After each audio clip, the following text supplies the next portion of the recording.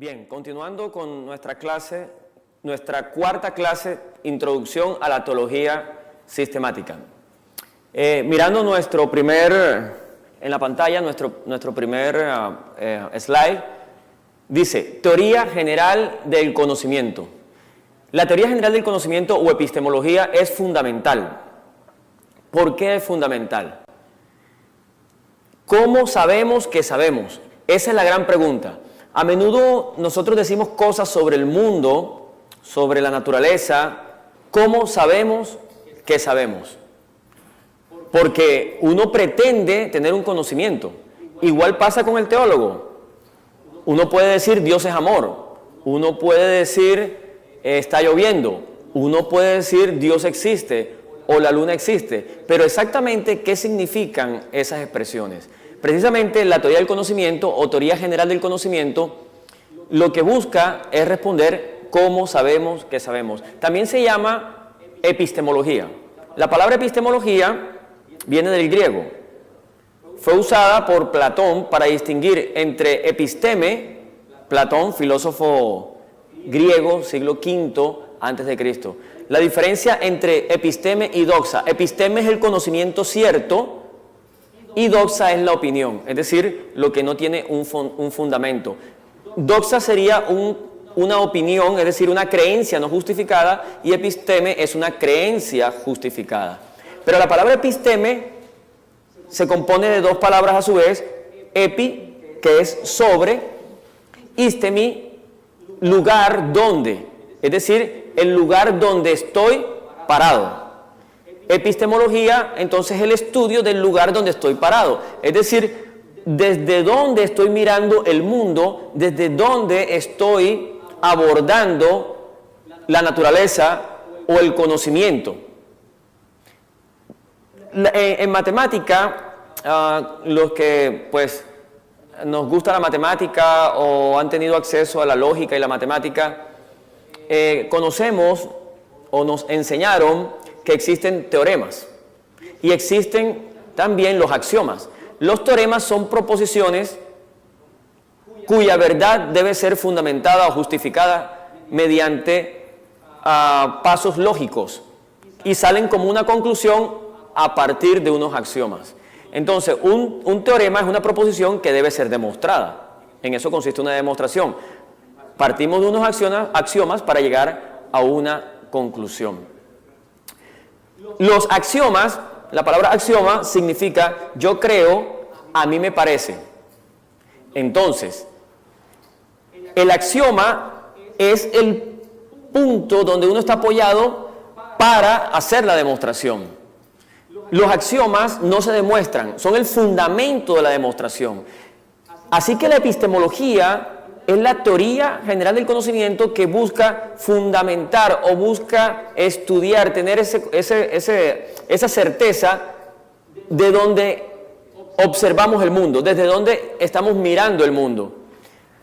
Por eso, en el slide estamos mirando que hay una respuesta a cómo sabemos que sabemos. Primero, inicia con fe.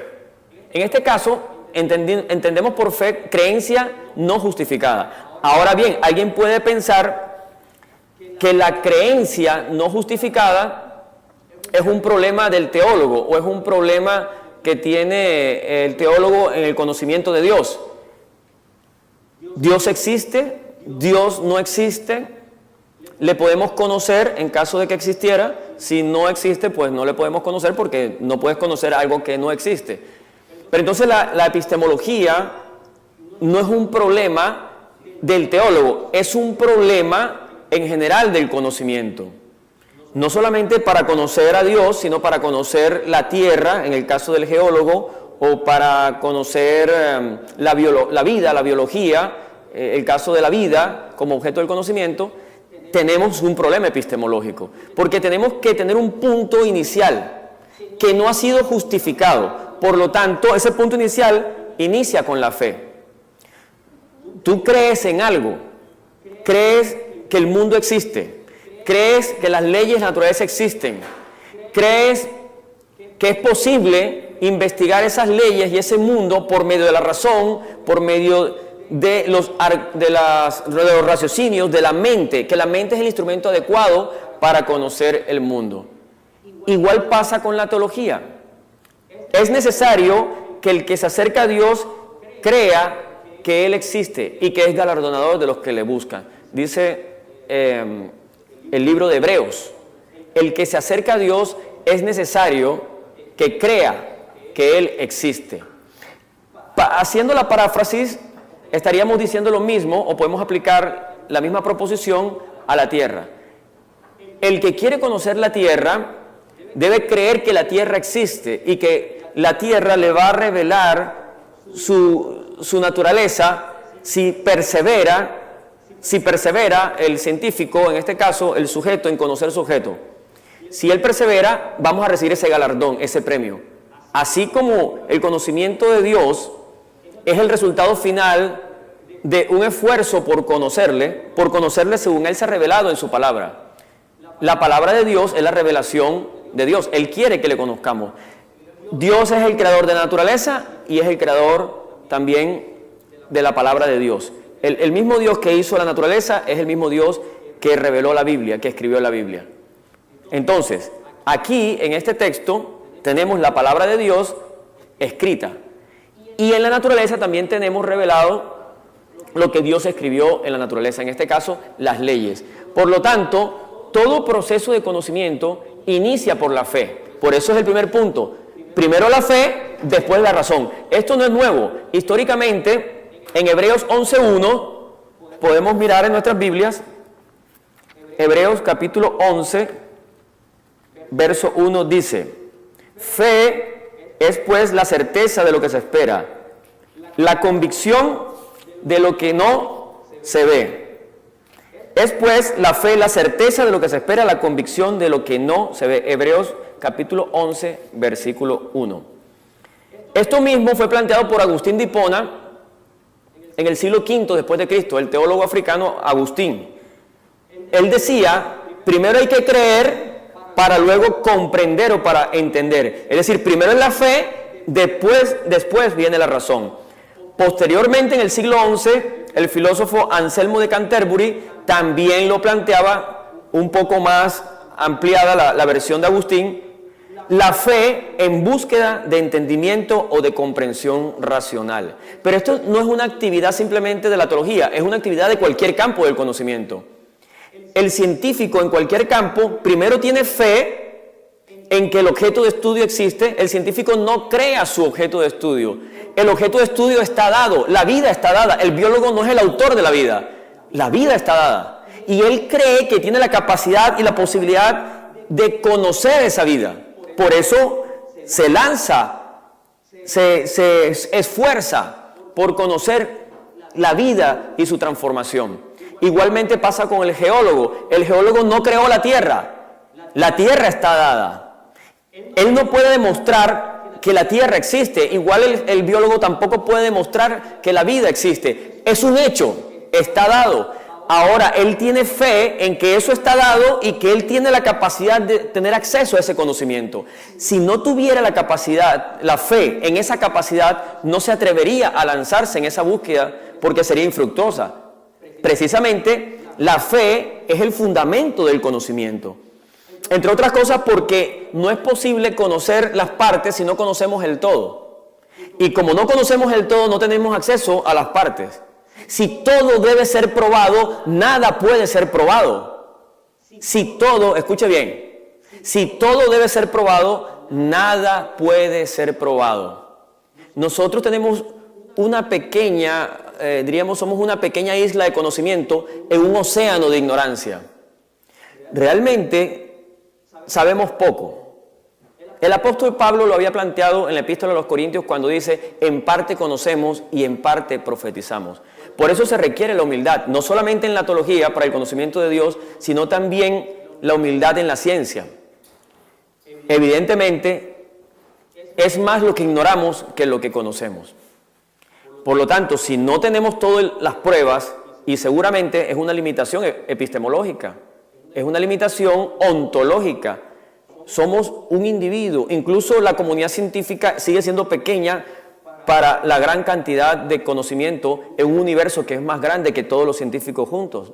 Cada uno tiene una parte, un pedacito, y va a tientas. Vemos como por medio de la niebla. No vemos claramente. Vamos haciendo aproximaciones, conjeturas, pero a menudo nos equivocamos. De hecho, hablamos de ensayo y error. Ensayo y error, y ahí vamos. Y tenemos esa confianza de que estamos avanzando, pero no tenemos una certeza absoluta. Precisamente como no está justificado esa posibilidad, por eso es fe. Fe es una creencia no justificada. Así que la ciencia avanza por fe. Igual pasa con el teólogo. No está en una categoría epistemológica inferior a los demás conocimientos del ser humano. Hay unas limitaciones por nuestra condición finita. Entonces, la fe prima.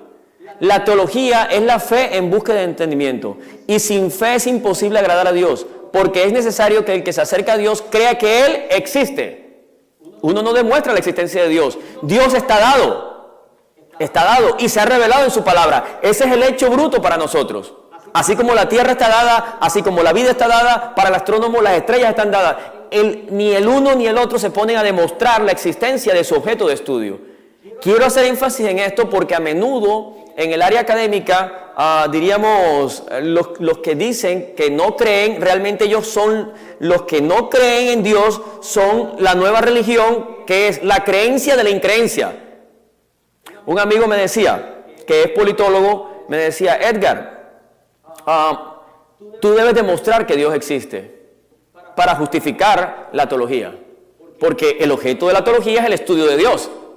Entonces, como me encontré un profesor en una maestría que nos dio en la universidad, en la maestría en la Universidad del Norte, en Barranquilla, nos enseñó economía, pero él era teólogo, había estudiado en la Universidad Gregoriana de Roma, y entonces en una clase afuera, ya terminada la clase, conversando, me dice que él es ateo. Él es teólogo, pero es ateo. Y le dije, perdón, profesor, pero si usted me dice que es ateo, eso es como decir que soy geólogo, pero la tierra no existe.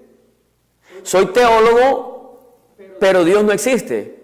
Si la teología, etimológicamente, y su pretensión es el conocimiento de Dios, excepto que se redefina el concepto de teología como el estudio de las experiencias religiosas de los seres humanos a través de la historia, salvo que se redefina el concepto, pero etimológicamente, biología, estudio de la vida, el discurso racional sobre la vida, pero usted presupone que la vida existe. Geología, el estudio o el discurso sobre la tierra, organizado, argumentado, pero usted presupone que la tierra existe. ¿Cómo va a ser posible ser teólogo siendo ateo?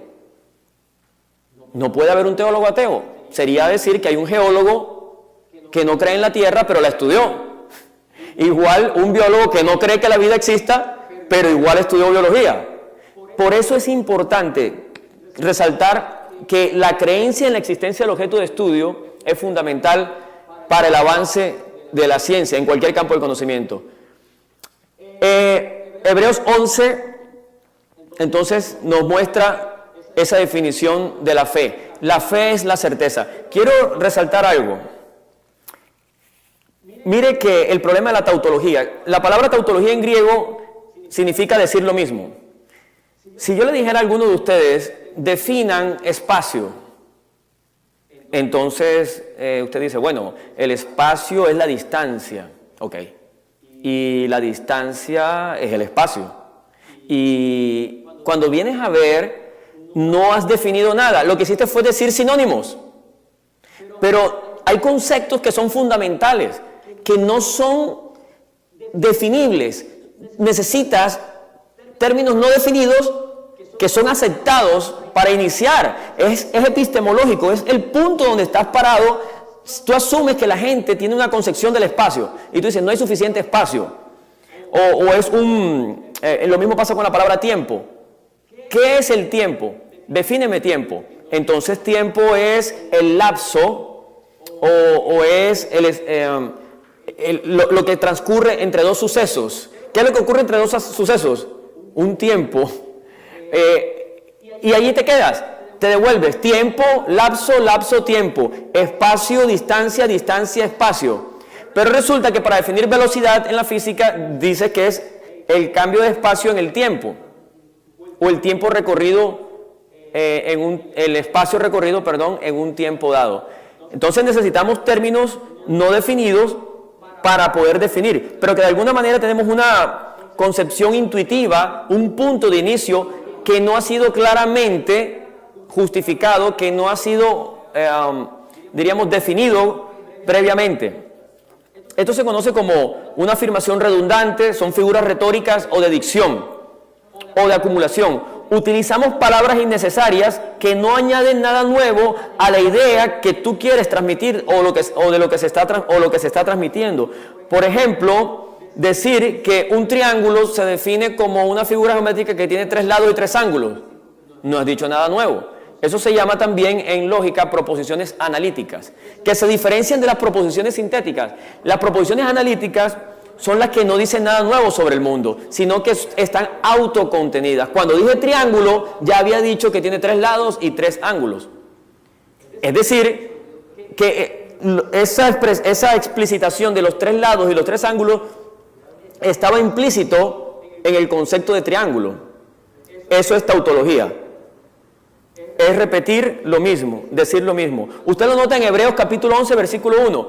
¿Qué dice la Biblia? La fe es la certeza. ¿Y qué es la certeza? Es la fe. ¿Y qué es la fe? Es seguridad. ¿Y qué es seguridad? Es convicción. Convicción es certeza, fe es certeza. No ha dicho nada nuevo. La fe es la certeza de lo que se espera, la convicción de lo que no se ve. Eso es una figura para hacer énfasis en el punto esencial de la fe. Pero no es un problema de la teología, no es un problema de la Biblia, es un problema de la física, es un problema de la química, es un problema de la biología. Hay un punto de inicio donde el hombre no lo puede justificar. No puede justificar por qué sabe que sabe. Por eso existe la epistemología o la teoría del conocimiento. Es una pregunta que no tiene respuesta. ¿Cómo sabemos que sabemos? Algunos dicen, yo solamente creo en lo que experimento. Es decir, tienes fe en la experiencia. No estás justificando la experiencia, estás creyendo en la experiencia. Yo creo nada más en lo razonable, en lo racional. Estás teniendo fe en la razón, no estás justificando la razón. La razón no la puedes justificar, no hay razón para la razón, parece un juego de palabras, pero tú no justificas experimentalmente la experiencia. Simplemente confías en los sentidos, confías en la razón como instrumentos adecuados para ponernos en contacto con el mundo y obtener información del mundo. Nosotros, los teólogos, tenemos contacto con Dios a través de la Biblia, porque es un conocimiento por revelación. Cada ciencia tiene su método, y el método va de acuerdo a su objeto de estudio. Entonces, las ciencias naturales o empíricas se fundamentan en hechos, en experimentos controlados, en pruebas. Las ciencias formales, lógica y matemática, lo que tienen son demostraciones a partir de axiomas, entendido por axiomas que son proposiciones que no se justifican. Simplemente yo inicio de ese punto, para mí esa es mi verdad, desde donde inicio. Y a partir de esos axiomas hago la demostración. Pero yo confío en la razón de que tengo acceso a los axiomas. Yo no justifico los axiomas. Igual pasa con el teólogo. El teólogo también tiene un punto de inicio, y es la fe, es la confianza en la Biblia como la palabra de Dios. Esto para que quede claro que todo proceso de conocimiento, venga de donde venga, natural o sobrenatural, tiene un fundamento metafísico que no es justificable ni por la razón, ni por la experiencia, ni por los argumentos. Simplemente por la fe. Así que la fe es el fundamento del conocimiento y afecta nuestro todo. Por eso, fe es la certeza es la convicción, es nuestro axioma. ¿Qué significa? Yo creo, a mí me parece. Nuestro gran axioma se llama la Biblia. Este es nuestro punto de partida epistemológico. Aquí iniciamos el proceso del conocimiento teológico, en la Biblia. ¿Dónde inicia el geólogo el conocimiento? En la tierra. ¿Dónde inicia el biólogo el conocimiento? En la vida. ¿Dónde inicia el astrónomo el conocimiento? En las estrellas. Si usted quiere ser astrónomo, ¿qué estudia? Las estrellas. Si usted quiere ser biólogo, ¿qué estudia? Estudia algún aspecto de la vida o la vida. las manifestaciones de la vida. Si usted quiere ser geólogo, ¿qué estudia? La tierra. Y si usted quiere ser teólogo, ¿qué estudia? La Biblia. ¿Y por qué estudia la Biblia? Porque la Biblia reclama ser palabra de Dios objetivamente. La Biblia no es palabra de Dios porque yo crea que es la palabra de Dios. La tierra no es tierra porque el geólogo diga que la tierra es tierra. La tierra está dada. La vida no es vida porque el biólogo diga que es la vida y la defina. La vida está dada. El buen biólogo se ajusta a los hechos. El buen geólogo se ajusta a la tierra. El buen teólogo se ajusta a la palabra de Dios. Nuestros juicios tienen que ser contrastados con la Biblia como palabra de Dios. La autoridad es la Biblia. La autoridad es la tierra. La autoridad es la vida. No es nuestras afirmaciones sobre la vida o sobre la tierra o sobre las estrellas o sobre la Biblia. La Biblia misma declara, tu palabra es verdad. La tierra es verdad. Las teorías sobre la tierra hay que contrastarla o son sometidas a un test, que es contrastarla con la tierra misma. Siguiente slide, por favor. Entonces, es una arbitrariedad definir la teología como ciencia partiendo del método que se utiliza para las ciencias naturales, el cual envuelve la observación y la comprobación en un laboratorio de los fenómenos, los cuales han de ser comprobados y repetidos a discreción del investigador. La teología como ciencia tiene derecho a tener su método, su propio método que está determinado por la naturaleza de su estudio. Ya dijimos que la teología es el estudio sistemático para alcanzar el conocimiento que conduce a la verdad de Dios. El conocimiento de la teología como ciencia se funda sobre el conocimiento común de la humanidad, cuyo objeto se puede alcanzar de varias maneras, para lo cual puede utilizar la forma experimental, como lo hacen las ciencias naturales, por medio de la prueba racional, como lo hacen las ciencias del espíritu, y para la prueba bíblica como es propia de ella. Es decir, cada ciencia tiene su propio método de estudio.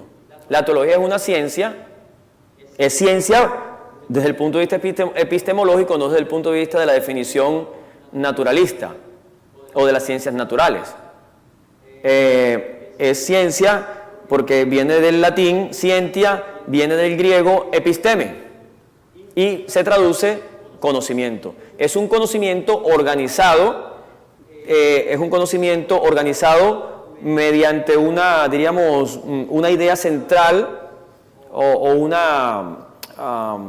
una organización esquemática, racional. Eso es exactamente lo que decía Anselmo de Canterbury, que también era teólogo en el siglo XI después de Cristo. La fe en busca de entendimiento o comprensión racional. Así que las ciencias del espíritu lo hacen, tienen su propio método. Las ciencias naturales, el empírico, el método experimental. Las ciencias formales es la prueba lógica, la prueba argumentativa, la prueba racional. Y las ciencias del espíritu, las pruebas son hermenéuticas y en la teología son las pruebas bíblicas, es decir, los pasajes bíblicos que apoyan esa doctrina que cuando es reconocida por un cuerpo autorizado de teólogos de la iglesia en alguna confesión, entonces se vuelve un dogma. La ciencia también tiene sus dogmas. Hoy en día la mecánica cuántica es un dogma. Hoy en día la teoría de la relatividad es un dogma. ¿Por qué? Porque está sancionado, es una creencia que está sancionada por unas autoridades académicas, por la comunidad de científicos. Cuando muera esa generación de científicos y cambien las creencias, entonces cambian las teorías. Simplemente hay un cambio de paradigma o del conjunto de creencias. Siguiente slide, por favor. Por lo antes dicho y por la sistematización de la teología, la cual conduce a un trabajo científico. La teología es una ciencia, es una sistematización, por lo tanto es ciencia.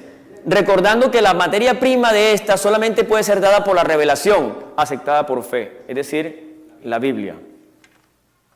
Aunque no se niegue a recibir otros aportes. Nosotros usamos la razón también, usamos la lógica y la argumentación para estudiar la Biblia. También usamos herramientas lingüísticas y literarias, históricas, geográficas, de otras ciencias auxiliares, para tener un conocimiento de la palabra de Dios. Así que no estamos en contradicción con las demás ciencias, pero cada una tiene su objeto de estudio específico. En el caso del teólogo, estudia a Dios según Él se ha revelado en su palabra. Para hacer un resumen final, ¿cuáles son las creencias de la teología y cuáles son las creencias de las ciencias, diríamos, naturales? Lo que pasa es que se volvió en el mundo moderno sinónimo de ciencia, ciencia natural, o ciencia empírica, o ciencia racional. Pero dicen que la teología no es ciencia, porque la teología es fe y la ciencia es conocimiento. Es decir, que la teología no tiene conocimiento, simplemente tiene fe o creencias sin justificación. Entienden en el mundo moderno que la fe es una creencia sin justificación y que la ciencia tiene creencias justificadas. Pero estamos precisamente tratando de mostrar, o estoy tratando de mostrar, que todos iniciamos con la fe, con creencias no justificadas. No es un asunto de la teología, simplemente es un asunto del conocimiento humano, es una limitación epistemológica, ontológica en el ser por su finitud y por su falibilidad. Entonces, todas comparten lo mismo: fe en que su objeto de estudio existe. Para concluir, fe en que es posible y tenemos la capacidad de conocerlo, o de conocer el objeto que existe. El objeto existe, yo creo que existe, también creo que es posible conocerlo. Y fe en que nuestros sentidos, para el caso de las ciencias empíricas, o nuestra razón, para el caso de las ciencias formales, lógica y matemática, nos ponen en contacto con ese mundo, con el mundo empírico o con el mundo racional. Y fe en que la Biblia nos pone en contacto con Dios. Estamos en la misma posición. Estamos en la misma posición. Las ciencias formales o las ciencias naturales no están en una posición superior, donde ellos tienen conocimiento y nosotros no tenemos conocimiento. Iniciamos con la misma actitud de fe. La fe es una forma de existencia, es una forma de relacionarse con el mundo. Entonces, podemos pasar a nuestro siguiente slide. El proceso teológico inicia con la Biblia. Ya terminamos la parte epistemológica o de la teoría del conocimiento. Se me había escapado. Un colega politólogo dijo, no, tú tienes que probar que Dios existe. Y yo le dije, no, tú tienes que probar que Dios no existe. El problema que tienes es que para probar que Dios no existe, es que solamente Dios puede afirmar que Él no existe. Parece una contradicción, pero no lo es. Porque si estás buscando a Dios desde el punto de vista, cuando Él me pide pruebas, está hablando de argumentos racionales empíricos. Es decir, que le dé un fundamento científico a la creencia en Dios. Pero eso no es posible. No solamente porque sea Dios, sino porque la existencia de Dios ni la existencia de ningún ser se demuestra. Simplemente está dada. La naturaleza está dada antes que el hombre. Cuando el hombre aparece en la tierra, ya la naturaleza estaba dada. Igual, el hombre no creó a Dios. El hombre tiene una naturaleza religiosa y lo lleva, así como el pez necesita el agua, el ser humano necesita trascendencia, necesita espiritualidad, necesita a Dios. Si tienes sed, es porque allá afuera hay algo que satisface eso. Y si tienes sed, como lo dijo hermosamente el teólogo Agustín de Hipona, dijo: oh Dios, tú nos hiciste para ti y nuestra alma no reposa sino en ti. El único que puede calmar esa sed de trascendencia, de ese absoluto, es Dios. Y a propósito de eso, quiero compartirles lo que dijo el filósofo rumano Émile Cioran, que vivió en el siglo XX, principio del siglo XX, y en su libro Podredumbre, refiriéndose a la naturaleza religiosa del ser humano, abro comillas: idólatras por instinto, convertimos en incondicionados los objetos de nuestros sueños y de nuestros intereses. La historia no es más que un desfile de falsos absolutos, una sucesión de templos elevados a pretextos, un envilecimiento del espíritu ante lo improbable. Incluso cuando se aleja de la religión, el hombre permanece sujeto a ella, agotándose en forjar simulacros de dioses. Los adopta después febrilmente. Su necesidad de ficción, su necesidad de mitología triunfa sobre la evidencia y el ridículo. Su capacidad de adorar es responsable de todos sus crímenes. El que ama indebidamente a un Dios con D pequeña, obliga a los otros a amarlo, en espera de exterminarlos si se rehúsan. Émile Cioran, filósofo rumano. Está claro entonces que el hombre es adorador, y cuando no adora al Dios vivo y verdadero, adora a cualquier criatura, adora la razón, adora el conocimiento empírico, la experiencia, adora la voluntad, adora la naturaleza, pero se adora a sí mismo, porque fuimos creados para adorar a Dios. Como lo decía el gran teólogo Karl Barth del siglo XX, decía: cuando el cielo se vacía de Dios, la tierra se llena de ídolos. Cuando el cielo se vacía de Dios, la tierra se llena de ídolos. Somos idólatras compulsivos y tenemos necesidad de mitos y de ficción. Así que el tema de mostrar la existencia de Dios o su no existencia es simplemente una controversia que no va a llegar a una conclusión. ¿Por qué? Porque aquí está el que afirma que Dios existe, es decir, tiene una proposición que tiene una pretensión de conocer algo. ¿Qué conoce? Que Dios existe. Y el otro que pretende conocer que Dios no existe. Ambos hacen afirmaciones. No obstante, ante un juicio, un tribunal de justicia, la prueba de la carga está sobre el que niega, no sobre el que afirma. Se presume la inocencia, se demuestra la culpabilidad.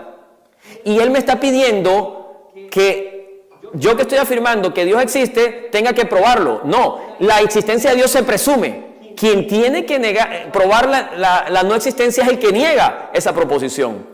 Esa es la carga de la prueba. No obstante, los ateos dicen a los teólogos que tenemos la prueba de la carga de la prueba nosotros.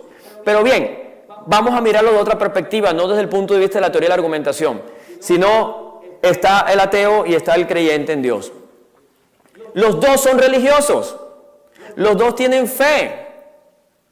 Mire, en el caso del creyente, tiene fe en que Dios existe. El otro tiene fe en que no existe. Ni el uno ni el otro tienen argumentos suficientes para convencerse.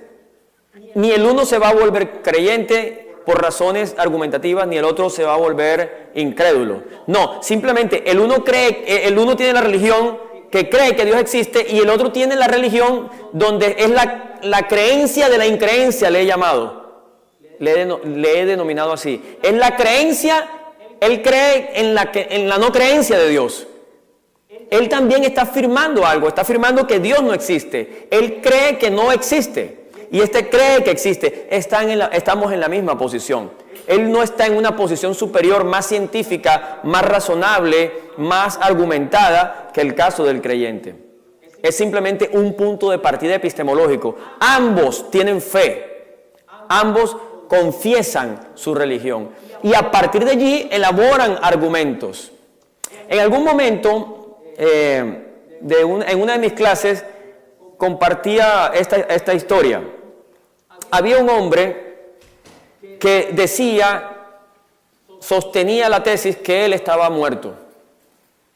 Y él llegó a su casa y le dijo a su esposa: mija, estoy muerto.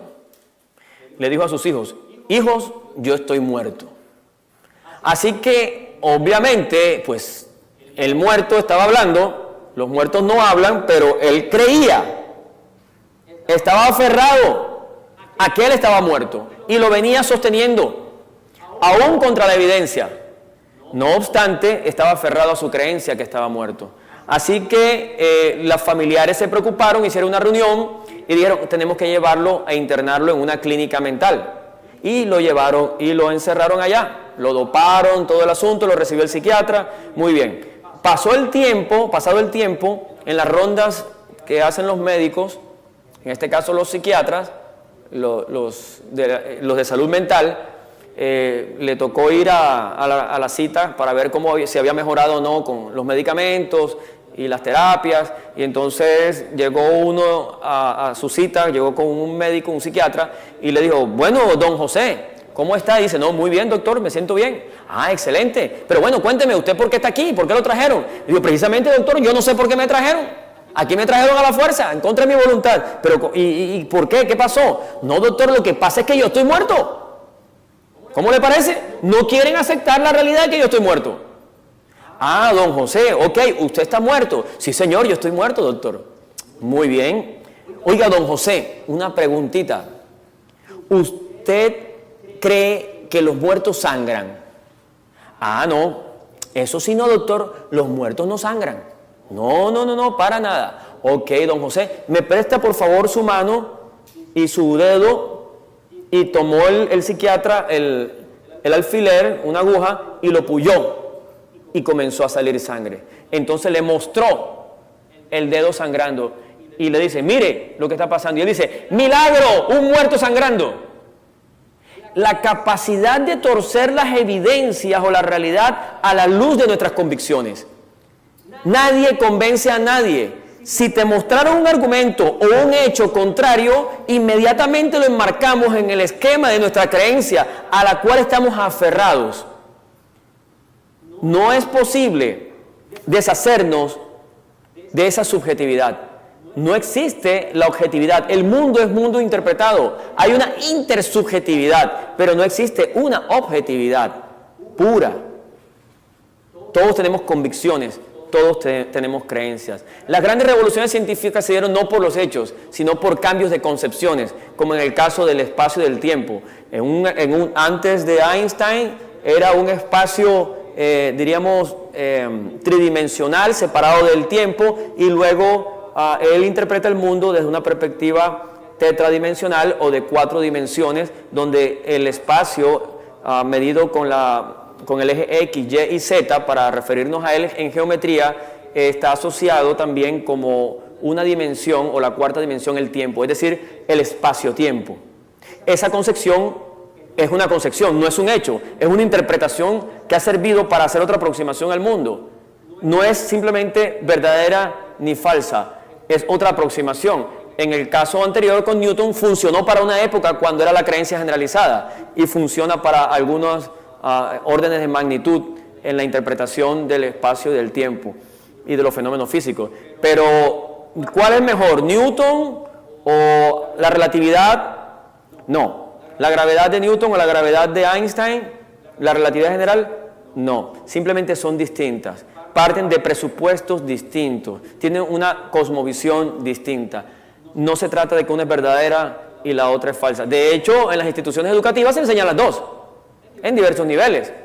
En la universidad, en el pregrado, ven la física clásica, y a nivel de posgrado o cuando terminan la carrera de ingeniería o de ciencias, ven algo avanzado de física moderna o contemporánea. Entonces, los estudiantes de teología y quienes nos están escuchando, los estudiantes del Centro Teológico Internacional Wesleyan, deben comprender que no tienen por qué sentirse, afectados o disminuidos o pensar que son inferiores por estar estudiando teología. Simplemente tienen un objeto de estudio distinto a los demás, pero simplemente tenemos nuestra propia metodología y nuestras propias herramientas. Así que el proceso teológico inicia con la Biblia, primer punto. Primer paso. Luego de la Biblia, como tienes un objeto para conocer qué es la Biblia, necesitas un método. ¿Qué método utiliza el teólogo? El teólogo trata de apegarse a la Biblia y utiliza el método gramático histórico. Es decir, aplica la hermenéutica. La hermenéutica, ustedes van a ver un curso de hermenéutica, por supuesto. Van a ver ahora un curso de teología sistemática también. Va a haber un profesor para iniciarles en esa rama del conocimiento teológico. Entonces, ese método gramático histórico respeta la gramática y respeta la historia que está allí. ¿Qué se dijo? ¿Cuándo se dijo? ¿Qué dice Dios? ¿Por qué lo dijo? ¿A quién lo dijo? ¿En qué circunstancia lo dijo? ¿Y qué relevancia tiene para nosotros hoy? Algunos dicen, algunos teólogos, si mal no recuerdo, es Karl Barth, nuevamente, dice que el teólogo debe tener en una mano la Biblia y en el otro la prensa. Es decir, la teología no se hace aislada de su realidad social, política, económica, porque el hombre es un ser que vive en sociedad. Por lo tanto, la palabra de Dios y los mandamientos de Dios que fueron dados para gobernar una nación deben entrar en contexto. Y ahí comienza un diálogo entre el teólogo y las demás ramas del conocimiento, el teólogo y la sociedad. Entonces, ahí necesitamos un método. El método es gramático histórico, es la interpretación literal. Entendiendo por interpretación literal de la Biblia, no literalista, sino entendiendo que hay géneros literarios. No es lo mismo leer poesía que leer historia o que leer biografías, son géneros distintos. Entonces, respetando esos estilos literarios o las figuras literarias que se utilicen en la gramática, o en los párrafos o en los libros que están en la Biblia. No es lo mismo Génesis que leer los Salmos o leer Proverbios o leer Apocalipsis. Son géneros literarios distintos. Ya en su momento tendremos una clase de hermenéutica donde podrán introducirse en el conocimiento de la hermenéutica. Entonces, esa hermenéutica, ese método gramático histórico es para interpretar la Biblia. A través de ese método obtenemos el conocimiento. El uso de la hermenéutica se llama exégesis, es la hermenéutica en acción. La exégesis deriva de exegeomai, que significa explicar. Es decir, en la exégesis, la interpretación sale de la Biblia, es exponer, amplificar lo que dice el texto. No es tomar el texto para que diga lo que yo quiero que diga el texto. No es que a mí me parece que el texto dice esto, o a mí me gusta que diga esto, sino qué dice el texto, no cuál es mi opinión sobre el texto. El exégeta es el que utiliza la hermenéutica y expone fielmente y se esfuerza por todos los medios en exponer fielmente la palabra de Dios. ¿Qué dice la Biblia? ¿Qué enseña la Biblia sobre Dios? ¿Qué enseña la Biblia sobre el hombre? ¿Qué enseña la Biblia sobre el pecado? ¿Qué enseña la Biblia sobre los ángeles? ¿Qué enseña la Biblia sobre la historia? ¿Qué enseña la Biblia sobre la economía? ¿Qué enseña la Biblia sobre la oración? ¿Qué enseña la Biblia sobre la familia? ¿Qué enseña la Biblia sobre los hijos? ¿Qué enseña la Biblia sobre la filosofía? ¿Qué enseña la Biblia? ¿Qué dice la Biblia? Cuando uno organiza todo eso, tiene una teología sistemática. Entonces obtiene antropología, escatología, esas ramas de la teología, eclesiología. No solamente la Biblia habla de temas religiosos, no, la Biblia habla de todos los temas relacionados con este mundo. El teólogo sistemático organiza, estudia los textos referentes a ese tema y surge entonces la teología sistemática. Claro, cuando lo hace fielmente es exégeta, es decir, está exponiendo la palabra de Dios. La grandeza de un teólogo no consiste en ser original. Esa no es la grandeza de un teólogo. La grandeza de un teólogo consiste en ser fiel a la palabra de Dios, no en salir a decir una nueva teoría o inventar algo sobre Dios nuevo. No. La fe fue entregada una vez por todas a los santos. De una vez para siempre. Está dada en la revelación. Más bien el teólogo es el guarda de la fe revelada. Esa es la labor del teólogo. Esa es la labor de la iglesia.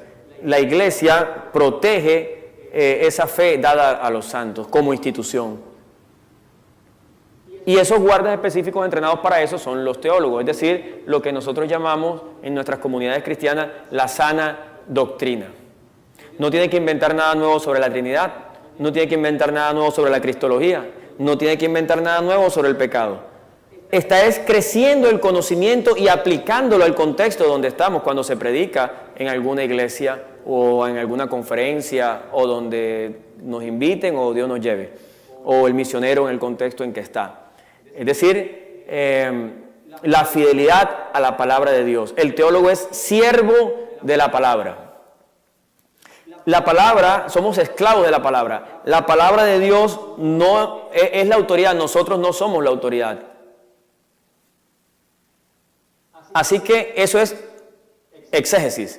El proceso contrario, hacer lecturas subjetivas sobre la palabra de Dios Por ejemplo, una lectura existencialista de la Biblia o una lectura marxista de la Biblia, como lo hace la teología de la liberación. Una interpretación, pero no es fiel a la palabra de Dios, sino que reinterpreta la palabra de Dios a través de una autoridad dogmática que se llama marxismo, la cosmovisión marxista, o a través del existencialismo, en alguna de sus vertientes, personalista o existencialismo ateo, como en el caso de Martin Heidegger, quien inició sus primeros años de estudio como teólogo, antes de ser filósofo, y él mismo se definió como teólogo, no como filósofo. Cambió a Dios por el ser, entonces creó una teología del ser. Entonces pasamos la eisegesis. Eisegesis es equivocado, es insertar las interpretaciones personales en un texto dado. La exégesis presupone un intento de ver el texto objetivamente. En el caso de la exégesis, la eisegesis implica una visión subjetiva. Es meter tus ideas en la Biblia, leer lo que no está dicho allí, sino tomar lo que tú consideres que apoye tu posición o tu visión del mundo. Buscar pasajes bíblicos para tú apoyar lo que ya tú crees, lo que tú has determinado es la verdad. Es decir, que sería imponer a la Biblia una autoridad externa. En los casos citados, puse como ejemplo estos casos, una lectura marxista, ponemos a Marx por encima de la Biblia. No es la Biblia la que juzga o evalúa el pensamiento marxista, sino el pensamiento marxista es el que se le impone desde afuera a la Biblia para que la Biblia termine apoyando el pensamiento de Marx. Lo mismo pasa con el existencialismo. No es que la Biblia evalúe el existencialismo, sino que el existencialismo está por encima de la Biblia y entonces buscamos pasajes bíblicos que apoyen las ideas del existencialismo. O sea, la Biblia sometida al existencialismo, la Biblia sometida al marxismo, la Biblia sometida al liberalismo. No puede ser así. La Biblia es la palabra de Dios y es la autoridad soberana para el teólogo. Ese proceso de Biblia, hermenéutica y exégesis. La exégesis requiere análisis de palabras, oraciones, párrafos en el marco de la traducción, examinar el contexto general histórico y cultural, confirmación de los límites del pasaje y examen del contexto dentro del texto. Un texto fuera de contexto no es más que un pretexto. Entonces, el cuarto paso es la teología bíblica. Note que iniciamos con la Biblia, paso 1. Aplicamos a la Biblia el método hermenéutico, gramático, histórico. Tercero, haciendo uso de ese método, hacemos una exégesis, obtenemos una exposición, una interpretación del texto. Cuando recorremos toda la Biblia sobre un tema, entonces obtenemos, antes de llegar a la conclusión, pasamos por la teología bíblica. Es decir, hablamos de teología bíblica del Antiguo Testamento y teología bíblica del Nuevo Testamento. Tomamos un tema que dice todo el Antiguo Testamento de un tema que dice el Nuevo Testamento de un tema. Entonces ya tenemos la teología bíblica de todo ese tema.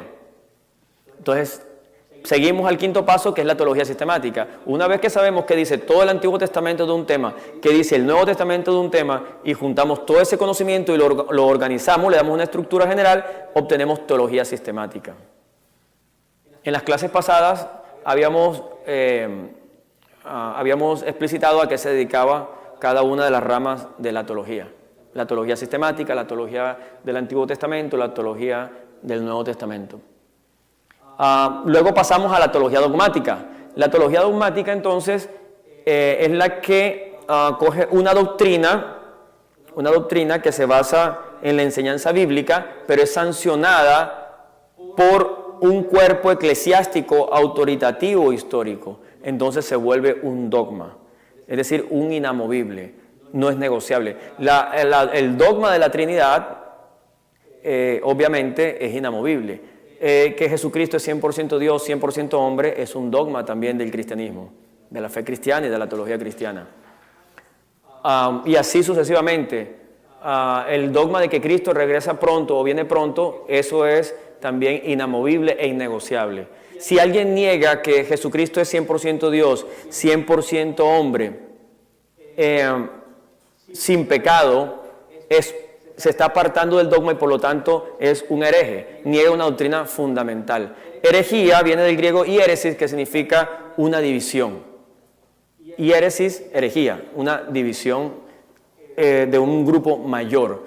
Entonces, esa es la teología dogmática, un conocimiento doctrinal sancionado por una autoridad eclesiástica histórica. Y la teología histórica se refiere a qué han dicho los teólogos fuera de la Biblia sobre ese pensamiento que enseña la Biblia, a través de los siglos. Siglo I, siglo II, los padres de la Iglesia, los apologistas, la Edad Media, la Reforma Protestante, Martín Lutero, Juan Calvino, John Knox, Jerónimo Savonarola, en fin, John Wesley, todos ellos, personajes históricos, teólogos, predicadores, que han dicho sobre esos temas. Entonces, ahí eso lo estudia la teología histórica. Y luego pasamos a la teología contemporánea, que es lo actual, lo que está ocurriendo en el momento histórico para el teólogo, y la teología práctica, que es aplicar todas esas doctrinas al pastoreo o a la iglesia como tal. Una cosa es la revelación, que es la Biblia. Otra cosa es la iluminación, es el Espíritu Santo actúa sobre el teólogo, abre la mente, el entendimiento para que comprenda la revelación bíblica. Y otra cosa es la aplicación. Son tres momentos. Hay una revelación que ya está dada de una vez y para siempre. Ya está dada en la Biblia. ¿Usted quiere saber qué dice Dios sobre algo? Lea la Biblia.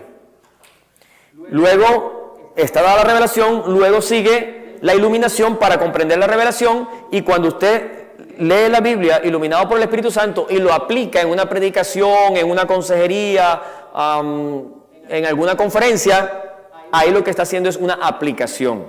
Es diferente. La interpretación es una. Lo que Dios quiso decir es único. Si hay tres interpretaciones, o las tres están equivocadas, o una de ellas es correcta, o todavía no tenemos la interpretación. O una es, o ninguna es, o unas tienen una parte y otras tienen otra parte. Pero sí, ciertamente la Biblia quiso decir una sola cosa. No hay que confundir la interpretación, que es única, con las aplicaciones, que son múltiples, según el contexto en el que se predique la Biblia.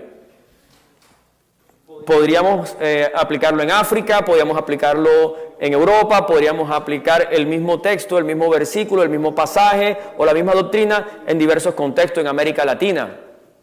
Bueno, seguramente muchos de nuestros estudiantes tienen muchos orígenes étnicos distintos, latinoamericanos, asiáticos, orientales, lejano oriente, cercano oriente, norteamericanos, en fin, afros.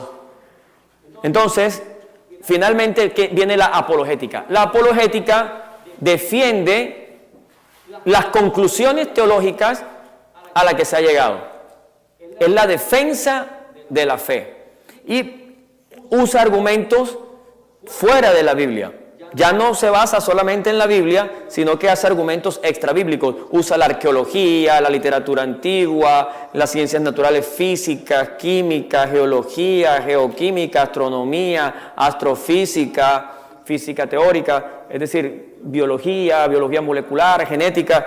Aplica o utiliza todas esas herramientas, todos esos conocimientos para defender lo que se cree. En eso consiste la apologética, es la defensa de la fe. Siguiente slide. En la teología se trabaja con la revelación auxiliada por la fe. Perdón, auxiliada por fe. Pero también tiene mucho en común con otras ciencias. La razón no es la fuente primaria de la teología, pero usamos la razón como instrumento cuando leemos la Biblia y la estudiamos. Y ella, como las otras ciencias, tiene una serie de preguntas para las cuales no tiene respuesta. Si aquí hay cosas que nosotros no podemos responder, hay pasajes que no comprendemos, pero eso no es un problema del teólogo, también es un problema del físico, del químico, del geólogo, del biólogo molecular, del genetista. Son más las preguntas y las dudas que tenemos que las certezas en cualquier campo del conocimiento. Ahí está resumidito en el slide Cada ciencia tiene su método. Las ciencias naturales tienen el método experimental, las ciencias humanas tienen o sociales o del espíritu tienen el método hermenéutico, la filosofía tiene el método racional especulativo y la teología tiene el método hermenéutico revelacional, es decir, interpreta la revelación bíblica, es decir, la hermenéutica bíblica, que ese es su método.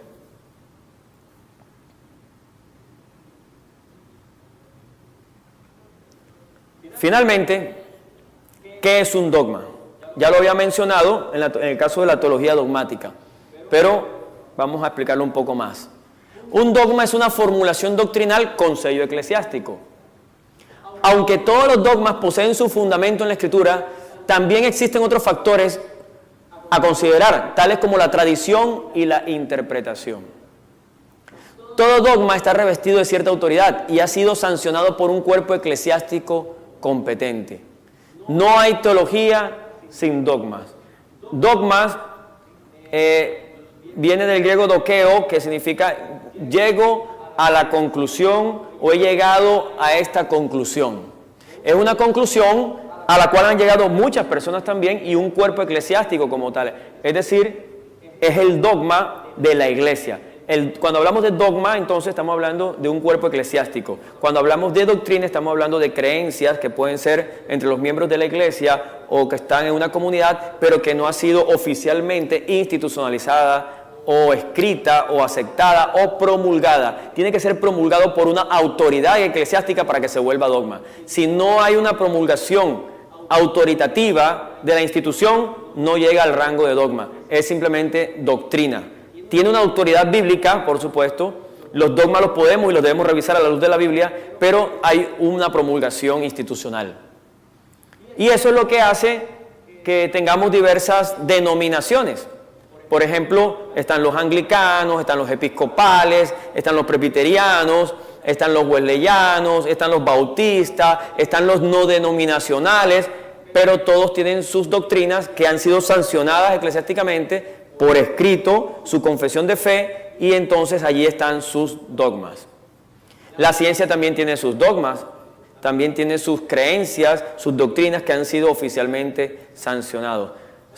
El dogma de la mecánica cuántica, el dogma de la electrodinámica cuántica, el dogma de la biología molecular, el dogma de los dogmas de la genética, cada uno tiene su campo de autoridad y allí se promulgan esas doctrinas oficialmente, institucionalmente por el cuerpo autorizado en cada campo del conocimiento. Son los dogmas de la ciencia. Ahí están los pasajes donde aparece la palabra dogma. Esther capítulo 3, versículo 9. Podemos mirar en nuestra Biblia. Esther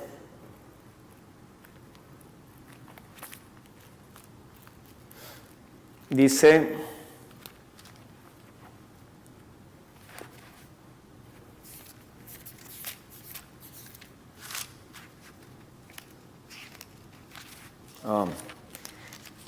hablando de la promulgación de la ley,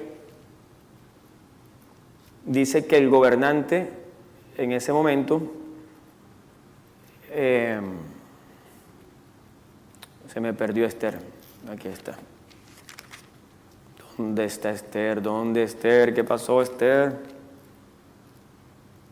Oh, aquí está Esther. Esther capítulo 3, verso 9. Dice: si a su majestad le parece bien y ordena que sean destruidos, yo daré 330,000 kilos de plata a los administradores del tesoro del reino. La palabra ordena, ¿quién ordena? Su majestad. Allí la palabra que se utiliza es dogma, precisamente. Entonces, un dogma tiene una sanción oficial. Hay dogmas políticos, una sanción a una autoridad.